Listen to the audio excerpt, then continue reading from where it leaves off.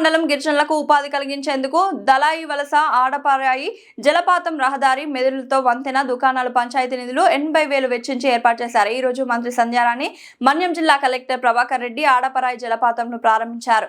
సహజ సౌందర్యానికి నిలయం ఆడపరాయి జలపాతమని రాష్ట్ర మహిళా శిశు సంక్షేమ మరియు గిరిజన సంక్షేమ శాఖ మంత్రి గుమ్మడి సంధ్యారాణి పేర్కొన్నారు. సాలూరు ఆర్థికాభివృద్ధిలో పర్యాటక రంగం కీలక పాత్ర పోషించనుందని తెలిపారు. ఈ సందర్భంగా మంత్రి సంధ్యారాణి మాట్లాడుతూ ఈ ప్రాంతం ప్రకృతి అందాలతో నిండిన అపూర్వ పర్యాటక కేంద్రంగా అభివృద్ధి చెందే సామర్థ్యం కలిగి ఉందని అన్నారు. పర్యాటక రంగం ద్వారా స్థానిక యువతకు ఉపాధి అవకాశాలు కల్పించడమే కాకుండా సాలూరు పరిసర ప్రాంతాల ఆర్థిక అభివృద్ధికి దళాయి వలస వాటర్ ఫాల్స్ కీలక పాత్ర పోషిస్తుందని తెలిపారు. పర్యాటక శాఖతో సమన్వయంగా ఈ ప్రాంతంలో ప్రాథమిక సౌకర్యాలను మరింత మెరుగుపరచాలని, రహదారులు, పార్కింగ్ సౌకర్యం, విశ్రాంతి కేంద్రాలు, భద్రతా చర్యలు వంటి అంశాలపై అధికారులు ప్రత్యేక దృష్టి సారించాలని మంత్రి ఆదేశించారు.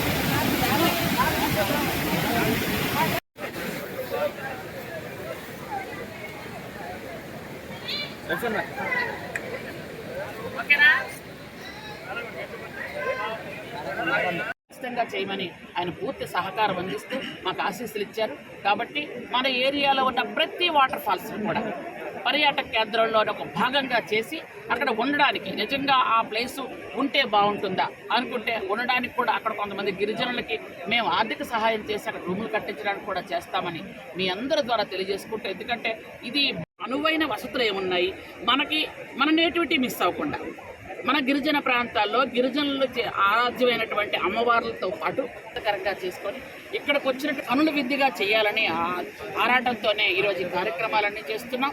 ఇక్కడ చదువుకున్నటువంటి గిరిజన యువత ఎవరైతే ఉన్నారో వాళ్ళు మమ్మల్ని సంప్రదించి ఇక్కడ ఏం చేయగలుగుతారో వాళ్ళ ప్రత్యేకమైనటువంటి అభిప్రాయాలు కానీ వాళ్ళ వ్యూస్ కానీ చెప్తే వాళ్ళు ఇక్కడ ఏమేమి చేయగలరో వాటితో మేము కూడా అధికారులని వాళ్ళని కూర్చుని పెట్టి మాట్లాడి వాళ్ళకి ఇక్కడ అన్ని రకాల వసతులు కల్పించడానికి ఇక్కడ షాప్ పెడతారా, లేకపోతే ఇక్కడ ఏంటంటే ఇలా చేసినందువల్ల మీ అందరికీ కూడా, ఎందుకంటే ఇంతకు ముందు వచ్చాము చూసాము వెళ్ళిపోయినట్టు కాదు, ఇప్పుడు ఒక చిన్న టికెట్ ఎక్కువ లేదు, ఒక 10 రూపాయలు, ఎందుకంటే ఇక్కడ ఉండడం చేయాలి.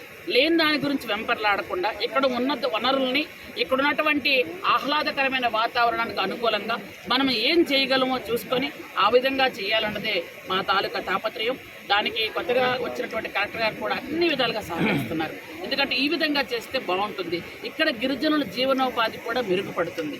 ఎందుకంటే మీకు ఈరోజు ఉదయం చూశారు, పరిశ్రమలు ఉపాధి కల్పన అని 77 నియోజకవర్గాల్లో ఎంఎస్ఎంఈ పార్కులు పెట్టి 3,000 కోట్లు ఈరోజు ఖర్చు పెట్టారు గౌరవ ముఖ్యమంత్రి నారా చంద్రబాబు నాయుడు గారు. నేను కూడా విజయనగరం జిల్లాలో రాజాం నియోజకవర్గంలో ఒక బయోగ్యాస్ ప్లాంట్ ఓపెనింగ్కి నేను కూడా వెళ్ళాను. అంటే నేను ఏమంటున్నానంటే అట్లాంటి దగ్గర అలాంటి చేయాలి. మన ఏరియాలో చుట్టుపక్కల